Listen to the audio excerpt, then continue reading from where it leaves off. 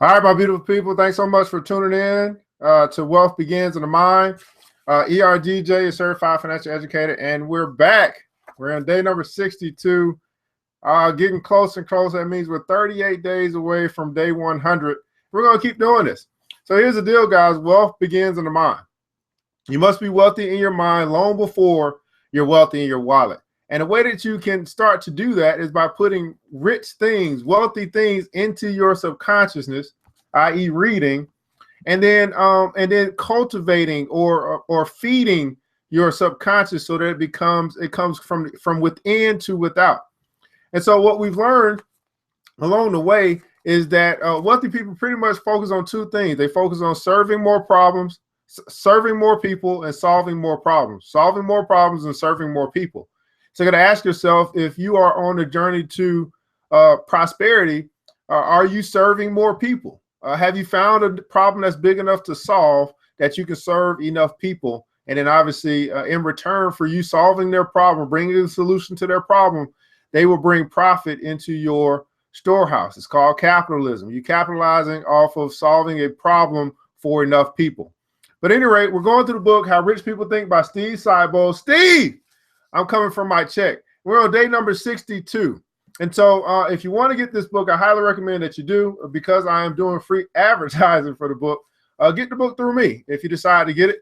And that'll be at www.ergj.net, www.ergj.net. And I've got a recommended read section for our financial book club. But I know you don't have a lot of time.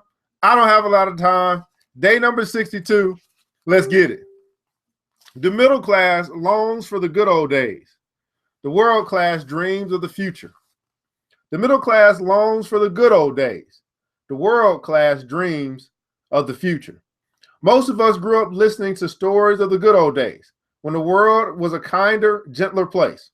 The music was better, athletes were tougher, and business people were honest. This tradition of the masses is handed down from generation to generation, while its purveyors have no idea how insidious and destructive it is. People who believe their best days are behind them rarely get rich, and often struggle with unhappiness and depression. World-class thinkers are future-oriented and optimistic about what lies ahead. World-class thinkers are future-oriented and optimistic about what lies ahead. Their amazing lives are created twice, first in their minds and then in reality. Their amazing lives are created twice, first in their minds and then in reality. And this is why I continue to tell you that wealth begins in the mind. First in your mind, then in reality. This habit leads them to envision a future where love and abundance reign supreme and money flows like water. So I want you to put in the comments below, or put in your notes, money flows like water. And when I say that, I think of Bruce Lee, told us it's like water. Be like water. Money flows like water. They appreciate and learn from the past while they live in the present and dream of the future. The masses essentially absolve themselves from major achievement by hanging on to the belief that the past is where the greatest opportunities were, and there won't be any as big in the future. This belief makes them comfortable, while simultaneously relegating them to a life of limited success. The great ones know it doesn't take courage to live in the past while being pessimistic about the future. Self-made millionaires get rich because they're willing to bet on themselves. Bet on yourselves. Are you willing to bet on yourself? Now, I want you to put that in the comments below. Bet on myself, or in your notes. Bet on myself. Self-made millionaires get rich because they're willing to bet on themselves and project their dreams, goals, and ideas into an unknown future. Much of their planning time is spent clarifying goals that won't be realized for years. Yet they patiently and painstakingly plan and dream of what their future will look and feel like. When it comes to building wealth, they focus on the net worth they want to achieve, and they connect an emotional component to their goal.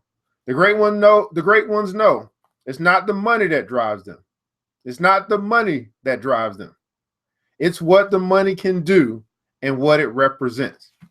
So as you're moving towards your goal to get wealthy, you're moving towards your goal to be rich, I want to ask you, what can money do and what does it represent for you? What can money do and what does it represent for you? And repeat this again. The great ones know it's not the money that drives them. It's what the money can do and what it represents. Whatever they want to do with the wealth they build is linked to an emotional feeling they wish to experience. Once they are emotionally connected to the goal, it takes them to an elevated level of commitment. Here's your quote of the day. The empires of the future are the empires of the mind, by Winston Churchill. The empires of the future are the empires of the mind, by Winston Churchill. And here's your critical thinking question of the day. Here's what you want to think about, mull over today. Do you spend more time thinking of the past or dreaming of the future? Do you spend more time thinking about the past or dreaming of the future? And here's your action step, guys. Here's what you want to do with what we've read, the information that we're going over today. Decide to become future-oriented by focusing on the present while dreaming of the future. Decide today to become future-oriented by focusing on the present while dreaming of the future. Well, guys, day number 62 is complete on our journey to 100 of How Rich People Think. Going through the book by Steve Siebold. Steve, I'm coming for my check. Now, here's the deal, guys. Quick recap: middle class loans for good old days, but the world class dreams of the future. Now, I've got a couple of events coming up that I'd like to let you know about. On Saturday, August 6th, this Saturday, we've got a class where we're teaching people about stocks and how to own the bank, how to become a shareholder with the bank. And then also following week on August 13th, we're starting our 12-week program for kids, grades 4 through 8. It's a financial education program. If you're like me, you wish that you would have learned about money at an early age. And so we're giving that opportunity to children, your children, or the children that you know. You can go to my website at www.ergj.net to get more information. You can follow me on Facebook as well. But it's a 12-week program that starts August 13th. Get your children signed up. I can't find many things that are more important than getting the proper financial education before you start dealing with money and going to college and getting in debt and all of this stuff. If you get a proper financial education, I think we'll set them up for a much better future than we're living in today. So at any rate, this is ERGJ, Certified Financial Educator. I want to thank you for your time. Hopefully you'll be back with us tomorrow. But remember this, you must be wealthy in your mind. You must be wealthy in your mind long before you're wealthy in your wallet.